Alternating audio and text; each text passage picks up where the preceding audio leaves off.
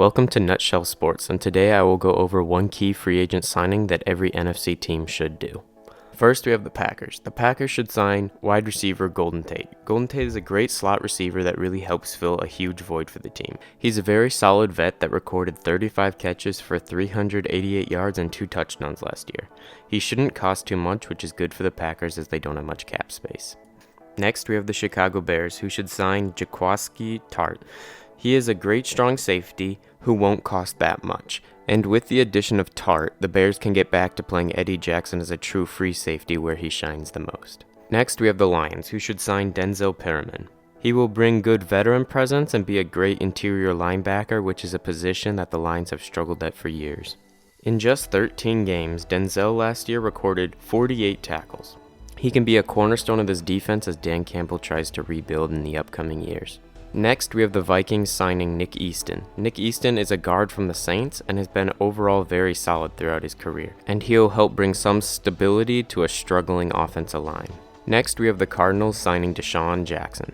Deshaun Jackson is a solid deep threat receiver that will help bring depth to a much needed position in the Cardinals' air raid offense. The Cardinals use 3 and 4 receiver sets more than anyone in the league, so another receiver would always help. Next up, we have the Atlanta Falcons signing Patrick Peterson. Patrick Peterson would be a very solid veteran to pair alongside AJ Terrell and make a very good cornerback duo.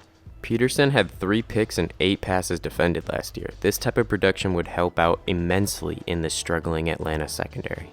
Next, we have the Carolina Panthers signing Jadeveon Clowney. Clowney can be paired alongside Burns and make a pretty solid edge rushing duo. The pressure they can create for this very young defense will make everyone's job easier. Next, we have the Dallas Cowboys signing LaMarcus Joyner.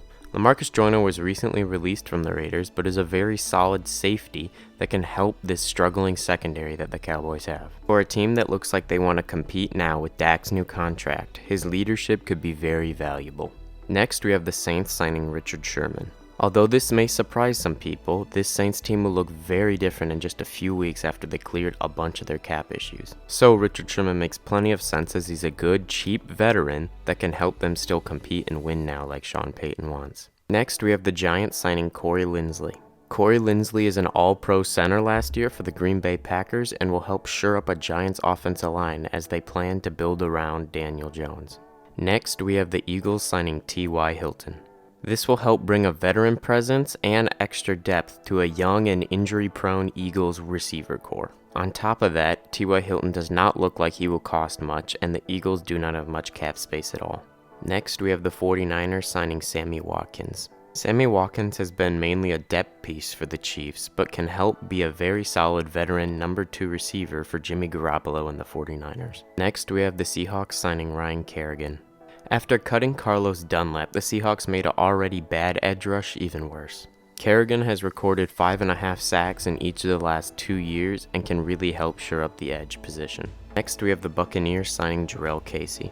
Jurrell Casey is a great defensive lineman that can help replace Sue and others if he comes to the Buccaneers. Casey may have to take a slight pay cut to join the Buccaneers, but I can see him doing it as he doesn't have many years left in the NFL and has not gotten a ring so far. Next, we have the Washington football team signing Marvin Jones. Marvin Jones is an excellent receiver who recorded nearly 1,000 yards this year and has had 9 touchdowns in each of the last 2 seasons. He would be a great wide receiver too next to Terry McLaurin. He could help out this football team's receiving game as defenses could no longer focus on just Terry McLaurin. Last, we have the Rams signing Avery Williamson. Williamson will help shore up an elite defense as their only real hole is a coverage linebacker.